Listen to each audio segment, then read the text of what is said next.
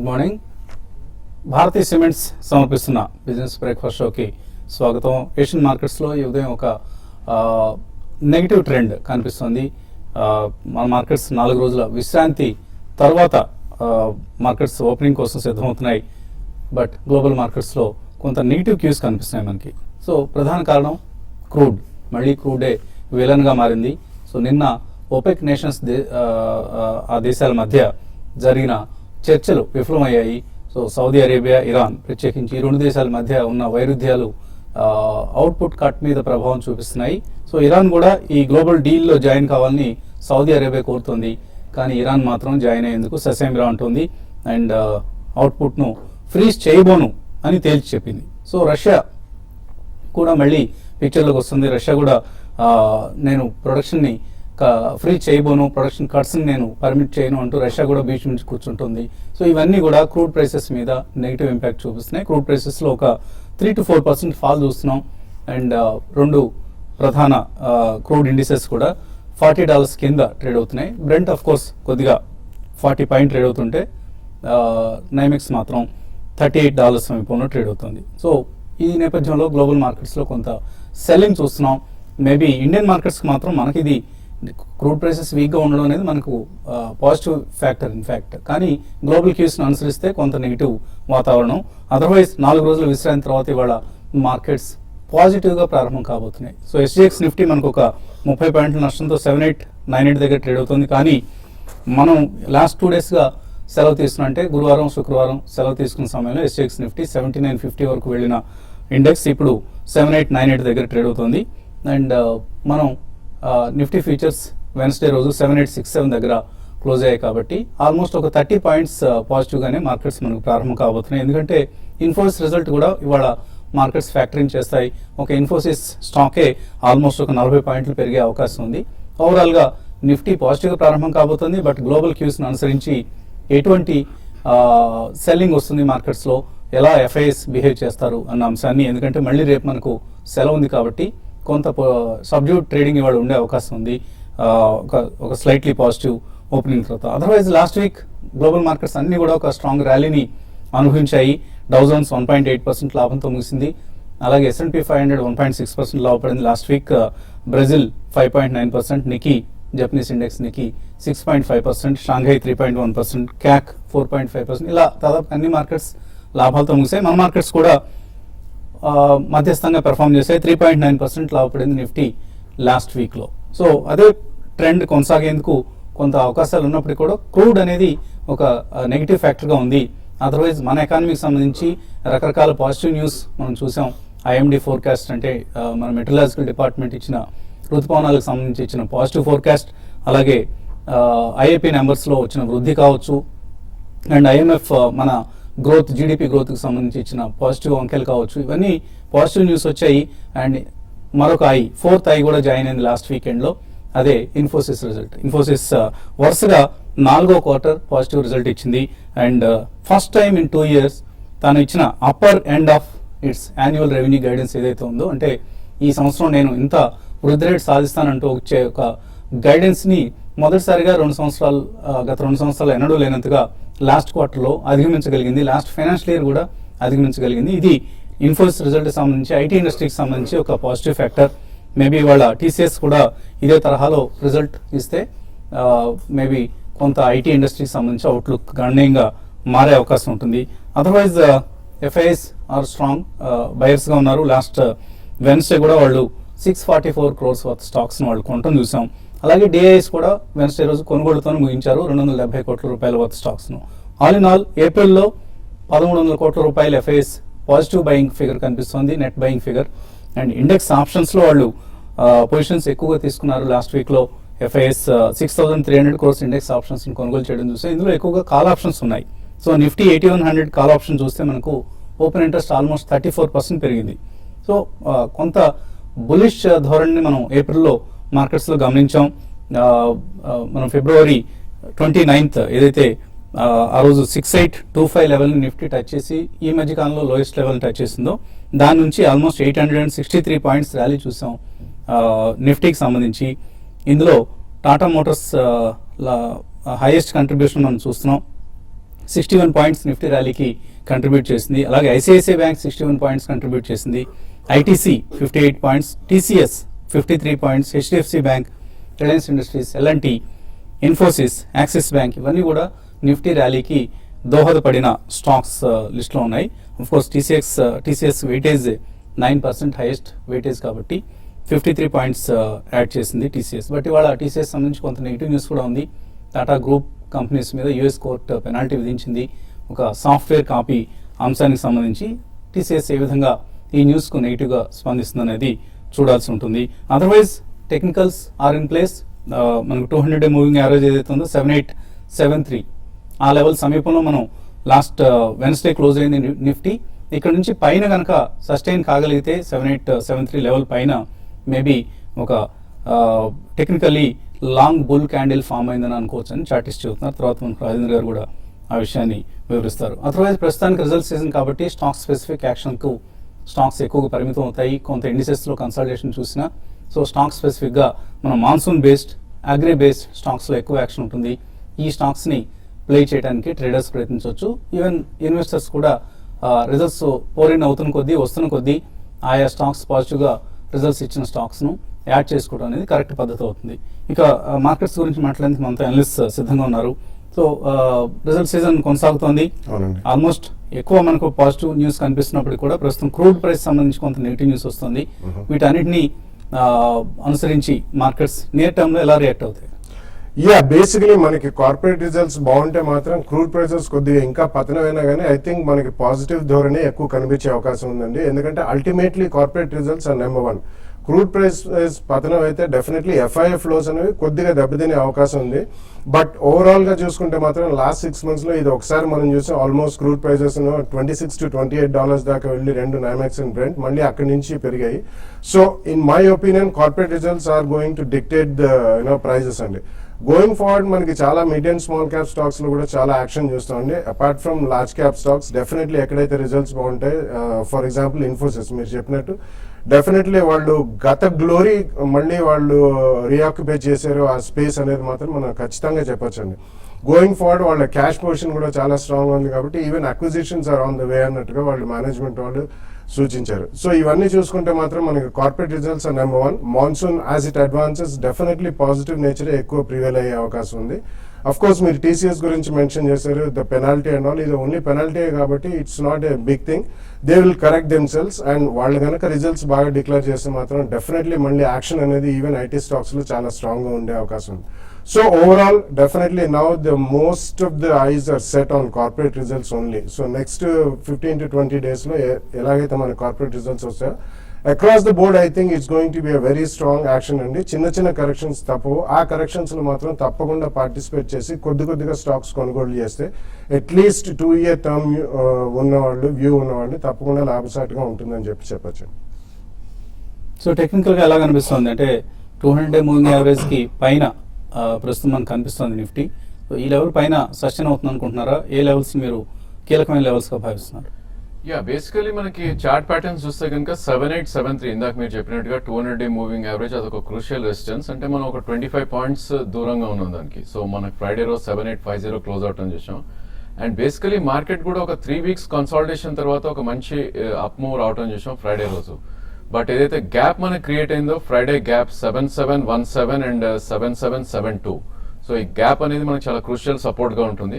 So definitely by on dips గా చెప్పుకోవచ్చు. Only thing ఏంటంటే మనకి సప్లై జోన్ అనేది 200-డే మూవింగ్ యావరేజ్ దగ్గరలో ఉంటుంది కాబట్టి ప్రాబ్లీ 7872 దాని అబోవ్ ఒకసారి క్లోజ్ అయిందంటే ప్రాబ్లీ మార్కెట్ అక్కడి నుంచి ఒక బిగ్ మూవ్ వచ్చే ఛాన్స్ ఉంది. కొద్ది షార్ప్ మూవ్ కూడా అప్ సైడ్ వచ్చే ఛాన్స్ ఉంది. బట్ ఏదైనప్పటికీ మనకి 7872 దాని అబోవ్ క్లోజ్ అయితేనే ఫ్రెష్ లాంగ్ పొజిషన్స్ తీసుకోవాలి. లేదు అంటే ప్రాబ్లీ బై ఆన్ డిప్స్ గా చెప్పుకోవచ్చు. ఇందాక చెప్పినట్టు 7717 అండ్ 7772 గ్యాప్ లో one should definitely by. I think now crucial level ఏదైతే ఉందో 7645 20-డే మూవింగ్ యావరేజ్ ఏదైతే ఉందో అది ఒక స్ట్రాంగ్ బేస్ గా మనం చెప్పుకోవచ్చు ఈ స్టేజ్ లో. సో ప్రాబ్లీ దాని కిందే స్టాప్ లాస్ పెట్టుకుని ఫ్రెష్ లాంగ్స్ మనం ఎంటర్ అవ్వచ్చు. అదేవిధంగా మనకి డిసెంబర్ హై ఏదైతే ఉందో 7972 ప్రాబ్లీ అక్కడ దాకా వెళ్ళే ఛాన్స్ ఉంది. నెక్స్ట్ 1 week లో ఎక్స్పైరీ కూడా ఉంది కాబట్టి. సో ఇక్కడ నుంచి ఒక 150-200 పాయింట్స్ కూడా అప్ మూవ్ ఉంది. అండ్ ఆ అప్ మూవ్ అనేది చాలా షార్ప్ గా ఉంటుంది ఒకసారి మనం 7872 అబోవ్ క్లోజ్ అవుతాయి కనుక. So definitely by on dips గా చెప్తాను. 7650 అండ్ 77 100 దాకా కూడా రావచ్చు. But I think definitely one should start buying this. అదేవిధంగా బ్యాంక్ నిఫ్టీ చూస్తే కనుక ఫ్రైడే గ్యాప్ ఫార్మేషన్ ఏదైతే ఉందో 16,080 అండ్ 15,980 అది ఒక క్రూషియల్ సపోర్ట్గా మనం పరిగణిస్తాం. బట్ దీనికి 200-డే మూవింగ్ యావరేజ్ చాలా దూరంగా చూస్తున్నాం ఇప్పుడు. అరౌండ్ 500 పాయింట్స్ పైన ఉంది 200-డే మూవింగ్ యావరేజ్. సో మేబీ ఇది కొద్దిగా అండర్ పర్ఫార్మ్ చేయొచ్చు. ఇందాక మీరు చెప్పినట్టు టెక్నాలజీ కనుక పర్ఫార్మ్ చేయడం మొదలైతే మేబీ బ్యాంకింగ్ అండ్ మెటల్స్ కొద్దిగా సైడ్ వేస్ అయిపోయి నిఫ్టీ మాత్రం I think will move with some technology space అని అనుకుంటున్నాను. సో మనం చాలా కష్టపడుతూ ఉంటాం దినసరి జీవితంలో, అండ్ ఏదో కాస్త కూస్త సంపాదిస్తూ ఉంటాం. మన కష్టానికి తగ్గ ఫలితం రాలేదు, చాలా తక్కువ సంపాదిస్తున్నామని మనం ఫీల్ అవుతూ ఏదో మన మానాన్ని మనం బ్రతికేస్తూ ఉంటాం. సో మాడిపోయిన పెసరట్టు జీవితం లాగా ఏదో మన మానాన్ని మనం అటువంటి ఒక మాడిపోయినట్టు తింటూ బతుకుతూ ఉంటే మన ఫ్రెండ్స్ రిలేటివ్స్ మాత్రం వీడు చాలా సంపాదిస్తున్నాడు రా అని అనుకుంటూ ఉంటారు. సో ఇక్కడ చూస్తున్న కార్టూన్ లాగా సో మనం సంపాదించేది పైసల్లో ఉంటే మన ఫ్రెండ్స్ అనుకుంటారు వీడు చాలా వందల వేలలో సంపాదిస్తున్నాడని. బట్ ఇక మన చుట్టాలు అయితే మరీ ఏకంగా ఇక్కడ కనిపిస్తుంది కట్టలు సంపాదించేస్తున్నాం డబ్బులు అని అనుకుంటూ ఉంటారు. సో ఇలా ఉంటుంది లోకం తీరు. కార్టూన్ని పంపించిన మిత్రులకి ధన్యవాదాలు. అండ్ చుట్టాల ఎక్స్పెక్టేషన్ మీట్ కావడానికి మనం ప్రయత్నిస్తూ ఉండాలి. ఎందుకంటే ఎంతైనా వాళ్ళు మన చుట్టాలు కదా, వాళ్ళ ఎక్స్పెక్టేషన్స్ తగ్గకుండా ఉండడం మన కర్తవ్యం. కాబట్టి వాళ్ళు ఊహించిన విధంగా ఉండేందుకే మనం కష్టపడుతూ మరింత డబ్బు సంపాదించేందుకు ప్రయత్నం చేస్తున్నాం. ఇక కాలర్స్ లైన్లో ఉన్నారు. కలకట్టా నుంచి మొదటి కాలర్ కృష్ణమూర్తి. హలో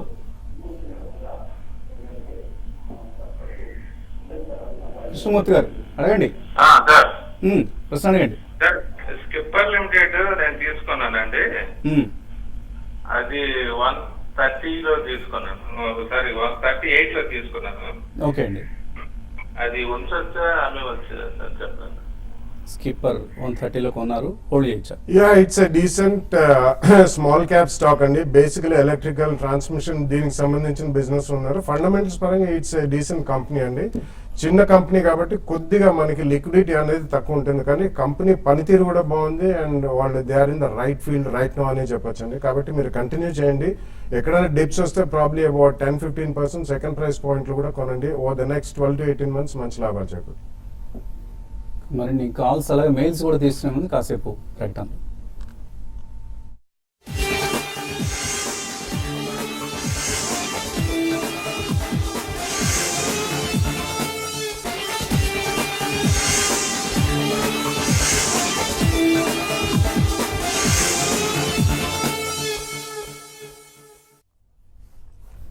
భారతీయ సిమెంట్స్ సమర్పిస్తున్న బిజినెస్ బ్రేక్ఫాస్ట్ షోకి తిరిగి స్వాగతం. మాన్సూన్ చాలా బాగుంటుందని అందరూ ఐఎండీతో సహా అందరూ ఊహిస్తున్న సమయం ఇది. ఇన్ఫ్యాక్ట్ హైదరాబాద్లో ఆల్రెడీ వాతావరణం చల్లబడింది, చాలా ఆహ్లాదకరంగా ఉంది. ఆంధ్రాలో పరిస్థితి ఎలా ఉందో తెలియదు, కానీ హైదరాబాద్లో మాత్రం గత రాత్రి నుంచి వాతావరణం అకస్మాత్తుగా చల్లబడింది. సో హైదరాబాద్ వాతావరణాన్ని అంచనా వేయటం మన కష్టం. ఇవాళ సాయంత్రానికే మళ్ళీ ఎండ మండించినా కూడా ఆశ్చర్యపోనవసరం లేదు. అయితే మాన్సూన్ ప్రోగ్రెస్ బాగుంటుందన్న అంచనాలు స్టాక్ మార్కెట్స్కి కొంత ఊతం ఇచ్చే అంశం. ఇన్ఫ్యాక్ట్ మనకు కన్జంప్షన్ బేస్డ్ స్టాక్స్ ఏవైతే ఉంటాయో అవి బాగా పెరిగే అవకాశం ఉందని మాన్సూన్ని బట్టి మనం ఊహించవచ్చు. అర్బన్ ఏరియాస్లో 7th పే కమిషన్, ఓఆర్ఓపి ఇటువంటి అంశాలు పనిచేస్తే రూరల్ ఏరియాస్లో మాన్సూన్ బాగుంటేనే వాళ్ళ పర్చేసింగ్ పవర్ బాగుంటుంది. రకరకాల వస్తువులను ఉత్పత్తులను వాళ్ళు కొనే ప్రయత్నం చేస్తుంటారు. సో అటువంటి 5 స్టాక్స్ను దినపత్రికల్లో వాళ్ళ రికమెండ్ చేయడం జరిగింది, రకరకాల బ్రోకింగ్ ఫర్మ్స్. ఇందులో 5 స్టాక్స్ తప్పనిసరిగా కన్జంప్షన్ బేస్డ్ స్టాక్స్ని ఎవరైతే మాన్సూన్ మీద ఎక్కువ దృష్టి సారిస్తున్నారో వాళ్ళు పోర్ట్ఫోలియోస్లో యాడ్ చేసుకోవాల్సిందే, తప్పదు. బ్రిటానియా ఇండస్ట్రీస్ దీన్ని రికమెండ్ చేస్తుంది. ప్రభుదాస్ లీలాధర్ అనే బ్రోకింగ్ సంస్థ. టార్గెట్ ప్రైస్ 3155, 3155 రూపాయలకి బ్రిటానియా ఇండస్ట్రీస్ పెరిగే అవకాశం ఉందని చెప్తోంది. అలాగే కాల్గేట్ పామోలివ్ ఇది కూడా ప్రభుదాస్ లీలాధర్ సంస్థ రికమెండ్ చేస్తుంది. టార్గెట్ ప్రైస్ 292 రూపాయలు. అలాగే రిలయన్స్ సెక్యూరిటీస్ 3 స్టాక్స్ని రికమెండ్ చేస్తుంది, కన్జంప్షన్ బేస్డ్ స్టాక్స్ను. Bajaj Corp, Dabur India, ITC ఈ 3 స్టాక్స్ని తప్పనిసరిగా పోర్ట్ఫోలియోస్లో యాడ్ చేసుకోమని రిలయన్స్ సెక్యూరిటీస్ చెప్తోంది. మేబీ నెక్స్ట్ 1 yearలో బాగా పెర్ఫామ్ చేయగలిగిన సత్తా ఉన్న స్టాక్స్ ఇవి. అలాగే అఫ్కోర్స్ ఇమామిన్ కూడా బహుశా మనం యాడ్ చేసుకోవచ్చునేమో consumption based stocks. Yeah, definitely అండి. అమాంగ్ ఇండియన్ ఎఫ్ఎంసీజీస్ అది కొద్దిగా రిలేటివ్లీ చిన్న ఈక్విటీ ఉంది, మంచి ప్రోడక్ట్ రేంజ్ ఉందండి. Definitely you're right. ఓకే అండి. సో ఇవి కన్జంప్షన్ బేస్డ్ స్టాక్స్లో మనం రికమెండ్ చేస్తున్న స్టాక్స్. తర్వాత కాలర్ లైన్లో ఉన్నారు వైజాగ్ నుంచి Srinivas. Hello, good morning sir. Morning అండి, అడగండి. సార్ DCW ఇన్వెస్ట్ చేశాను sir 1.5 years back 2 lakhs at the rate of 25. Okay అండి. దాన్ని హోల్డ్ చేయొచ్చు సార్? DCW పెర్ఫామ్ చేస్తుందా ఇది? యా, కొద్దిగా అండర్ పర్ఫార్మ్ చేస్తున్న స్టాక్ అండి. లాస్ట్ 2 years లో కూడా it didn't go anywhere actually. 31 rupees నుంచి ఆల్మోస్ట్ మనకి 16-17 మధ్యలో ట్రేడ్ అవుతుంది చూస్తున్నాం. సో ప్రాబ్లీ కొద్దిగా పుల్ బ్యాక్ వచ్చి ఆల్రెడీ స్టాక్ మనకి లో 19 రూపీస్ నుంచి 26-27 అంటే మీ రేట్ రావటం జరిగింది. మేబీ 31 and 35 మధ్యలో మీరు ఒకసారి ప్రాఫిట్ బుక్ చేసి పర్ఫార్మింగ్ సెక్టర్లోకి షిఫ్ట్ అవుతే మేబీ రిటర్న్ ఆన్ క్యాపిటల్ ఎక్కువ ఉండే అవకాశం ఉంది. తర్వాత కాలర్ లైన్లో ఉన్నారు హైదరాబాద్ నుంచి Krishna. Hello, hello, good morning అండి. మార్నింగ్ అండి, అడగండి. ఐటీ సెక్టర్ లో లాంగ్ టర్మ్ కి 2-3 స్టాక్స్ సజెస్ట్ చేస్తాను. ఆల్రెడీ పర్సిస్టెంట్ సిస్టమ్స్ ఉంది, దాంతో పాటు ఇంకా యాడ్ చేసుకుందాం. ఎంతకాలం హోల్డ్ చేస్తారు? 2 years. 2 years హోల్డ్ చేసే ఉద్దేశంతో ఐటీ స్టాక్స్ ఎటువంటి స్టాక్స్ రికమెండ్ చేస్తారు?